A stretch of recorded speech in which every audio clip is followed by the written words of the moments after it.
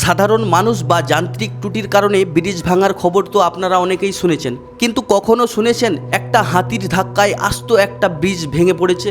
অবিশ্বাস্য মনে হলেও ঠিক এই ঘটনাটাই ঘটেছে পশ্চিম মেদিনীপুরের শালবনীতে। আজকের ভিডিওতে আমরা জানবো ঠিক কোথায় এবং কিভাবে ঘটলো এই অদ্ভুত ঘটনা।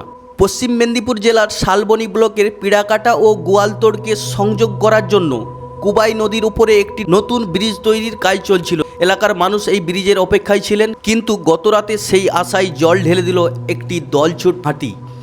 এলাকায় বেশ কয়েকদিন ধরেই একদল হাতি ঘোরাফেরা করছিল। প্রত্যক্ষদর্শীদের মতে খাবারের খোঁজে আসা একটি হাতি ব্রিজের তলায় ঢুকে পড়ে এবং নির্মাণ কাজের জন্য রাখা সেন্টারিং খুঁটিগুলিতে সজোরে ধাক্কা মারে। ব্রিজটি যেহেতু নির্মাণ চলছিল, তাই সেই হাতির ধাক্কা না সহ্য করতে পেরে হুড়মুড়িয়ে ব্রিজের একটি বড় অংশ ধসে পড়ে। আপনারা ছবিতে দেখতেই পাচ্ছেন ব্রিজের ঢালাই করা অংশটি কিভাবে নিচে পড়ে রয়েছে। সৌভাগ্যবশত ঘটনাটি রাতে ঘটেছে, ওই সময় কোনো শ্রমিক সেখানে ছিলেন না। বড়সড় কোনো প্রাণহানি না ঘটলেও প্রশাসনিকভাবে এটি একটি বড় ক্ষতি। কাজ প্রায় শেষের মুখে ছিল, কিন্তু এই অংশটি নতুন করে তৈরি করতে হবে, যার ফলে আবার কয়েক লক্ষ টাকা ক্ষতি এবং আবার কাজ শেষ হতে অনেকটাই দেরি হয়ে যাবে। ওই ঘটনার পর এলাকায় যেমন আতঙ্ক ছড়িয়েছে, তেমনি মানুষের মধ্যে ব্যাপক চাঞ্চল্য দেখা গিয়েছে। বন দপ্তর ও স্থানীয় প্রশাসন ঘটনাস্থল পরিদর্শন করেছে। দেখুন, গত 5 বছরে এই অঞ্চলে হাতির আক্রমণে প্রায় 10 থেকে 15 জন গ্রামবাসী প্রাণ হারিয়েছে। জঙ্গলের একদম কোল ঘেঁষা এই গ্রামে ধান কাটার সময় হাতির আনাগোনা সব থেকে বেশি থাকে।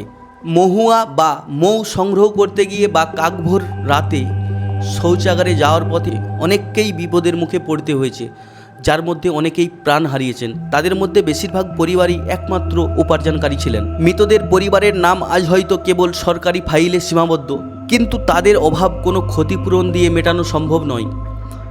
বন দপ্তর এখন 5 লক্ষ টাকা পর্যন্ত ক্ষতিপূরণ দিলেও স্থানীয়দের দাবি নিরাপত্তা আরও বাড়ানো হোক। রাতের অন্ধকারে হাতি যখন লোকালয়ে ঢুকে পড়ে, অসহায় হয়ে পড়ে সাধারণ মানুষ আর হাতির এই লড়াই থামবে কবে?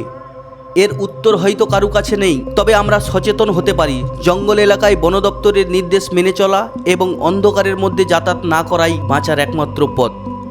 আপনাদের আশেপাশে কোনো হাতির দল ঢুকে পড়লে আতঙ্কিত না হয়ে দ্রুত বন দপ্তরে খবর দিন। বন্যপ্রাণী এবং মানুষের এই সংঘাতের খেসারত এইভাবে পরিকাঠামোকেও দিতে হবে, তা বোধহয় কেউ ভাবেনি। এই ঘটনা নিয়ে আপনাদের কি মতামত কমেন্ট করে অবশ্যই জানাবেন। ভিডিওটি ভালো লাগলে লাইক করুন, বন্ধুদের সাথে শেয়ার করুন। ভালো থাকবেন এবং সুস্থ থাকবেন।